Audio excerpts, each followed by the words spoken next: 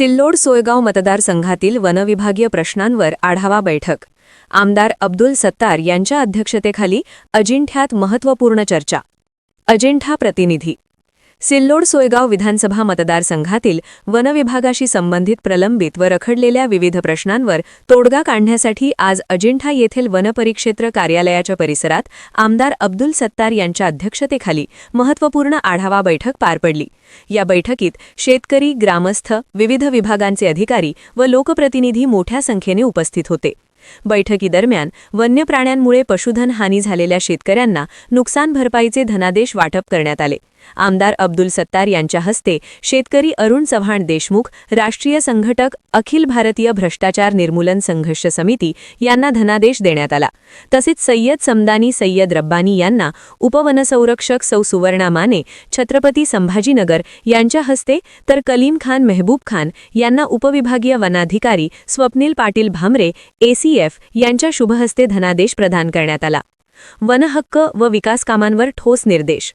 मतदारसंघातील अनेक गावांतील रस्ते व इतर विकास कामे वनहक्क दाव्यांमुळे रखडल्याने नागरिकांना मोठ्या अडचणींचा सामना करावा लागत असल्याचे मुद्दे बैठकीत मांडण्यात आले. यावर आमदार अब्दुल सत्तार यांनी संबंधित अधिकाऱ्यांना तातडीने कार्यवाही करून प्रलंबित प्रकरणे मार्गी लावण्याचे स्पष्ट निर्देश दिले.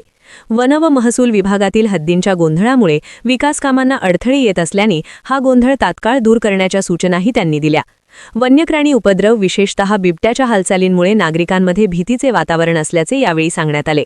पिकांचे व पशुधनाचे होणारे नुकसान लक्षात घेता नुकसान भरपाई प्रक्रिया अधिक सुलभ करणे तसेच प्रतिबंधात्मक उपाययोजना प्रभावीपणे राबवण्याचे निर्देश आमदारांनी दिले.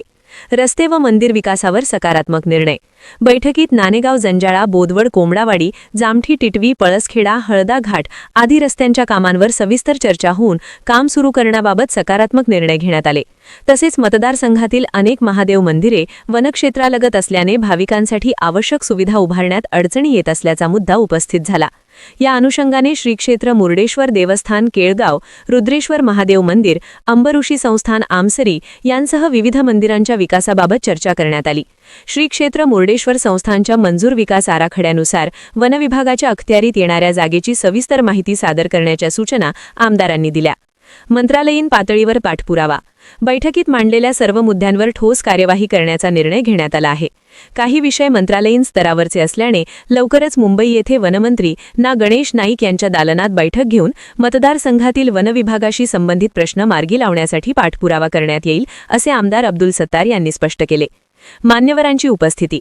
या बैठकीस उपवनसंरक्षक सौ सुवर्णा माने, उपविभागीय वनाधिकारी स्वप्नील पाटील भामरे, अजिंठा पोलीस स्टेशनचे API अमोल ढाकणे, सिल्लोड वनपरिक्षेत्र अधिकारी यशपाल दिलपाक, अजिंठा वनपरिक्षेत्र अधिकारी संतोष दोडके, सोयगाव वनपरिक्षेत्र अधिकारी अनिल मिसाळ, सार्वजनिक बांधकाम विभागाचे उपविभागीय अभियंता विजयकुमार सोनवणे, मुख्यमंत्री ग्रामसडक योजनेचे अभियंता उमेश लिंभारे, जिल्हा परिषद बांधकाम विभागाचे अधिकारी, शिवसेना पदाधिकारी, विविध संघटनांचे प्रतिनिधी, शेतकरी व पत्रकार मोठ्या संख्येने उपस्थित होते. बैठकीच्या शेवटी उपस्थित सर्वांचे आभार संतोष दोडके, वनपरिक्षेत्र अधिकारी, अजिंठा यांनी मानले. MH52 news live. आपल्या परिसरातील प्रत्येक घडामोडीचा विश्वासार्ह आवाज.